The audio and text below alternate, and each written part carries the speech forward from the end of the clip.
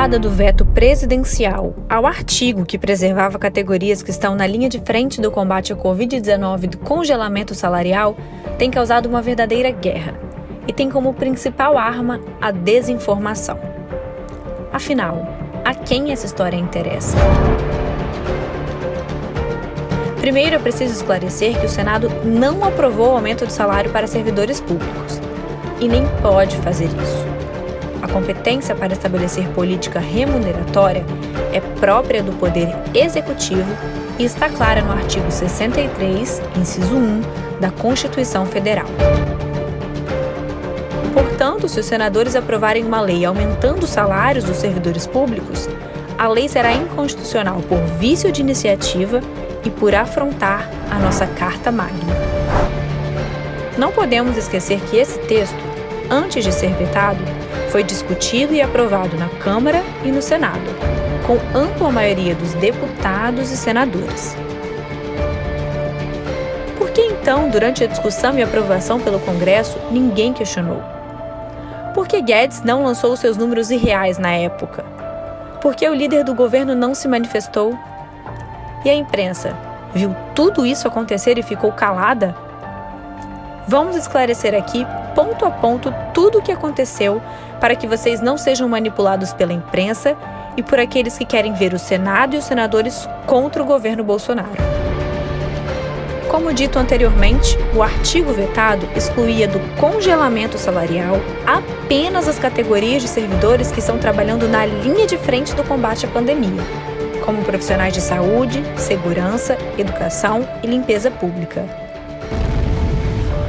Esses profissionais não poderiam receber aumentos financiados pelos recursos do governo federal, mas cada estado poderia sim avaliar a situação salarial de seus servidores e conceder ou não reajuste para aqueles que estão no fronte da guerra, na linha de frente do combate à pandemia.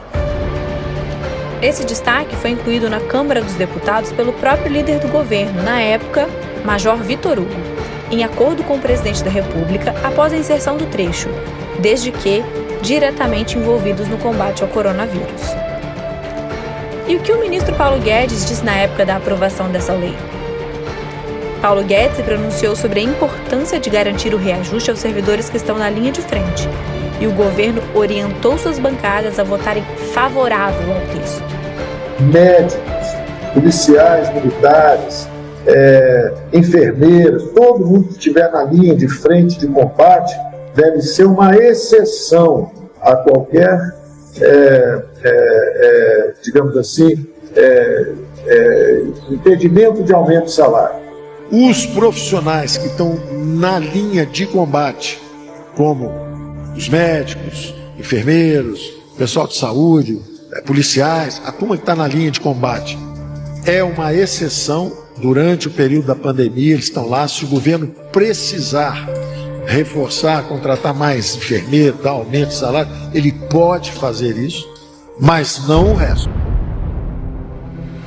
Tudo isso foi aprovado nas duas casas do Congresso Nacional. A imprensa, até aqui, ficou calada.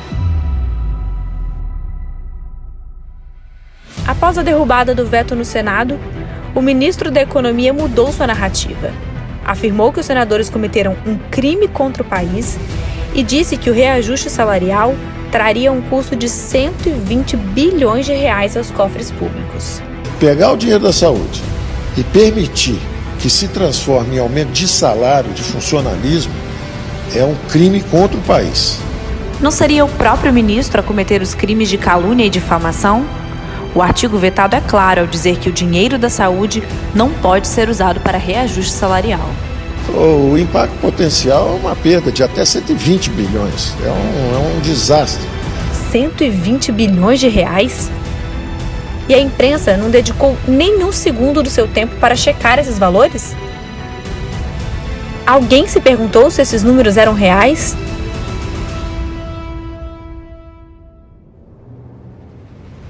O que você não sabe é que se todos os estados e municípios decidissem reajustar os salários de todas as categorias ao longo de 1 ano e meio, o impacto financeiro seria metade do valor exibido pelo ministro Guedes.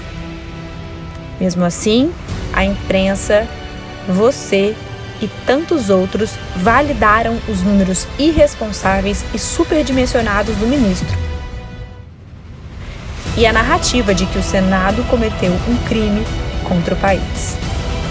Você tem passado semanas acreditando no que a Globo falou sobre o veto, discutem os números irreais e o reajuste inflacionário do gari, do médico, do professor que estão na linha de frente e deixam de lado tantas outras pautas importantes que combatem os chamados supersalários, inconstitucionais e imorais, como a PEC 147 de 2019, conhecida como PEC dos Penduricados, que prevê o fim dos auxílios para quem recebe mais de 1/4 do salário do ministro do Supremo Tribunal Federal e as reformas administrativa e tributária. Enquanto você ataca e desestimula o trabalho de senadores aliados do governo, que lutam por um novo Brasil, você cai nessa armadilha da imprensa de jogar o Senado contra o governo Bolsonaro e de enfraquecer alguns senadores. Você também não percebe que, focando no invencionismo criado por pessoas irresponsáveis, você acaba esquecendo de pautas importantes, como o combate à corrupção e a CPI da Lava Toga. Acredite, a imprensa quer ver você contra os senadores aliados ao governo de Jair Bolsonaro. Não valide esse tipo de informação. Não compartilhe. A imprensa quer impedir o presidente Bolsonaro de governar o Brasil.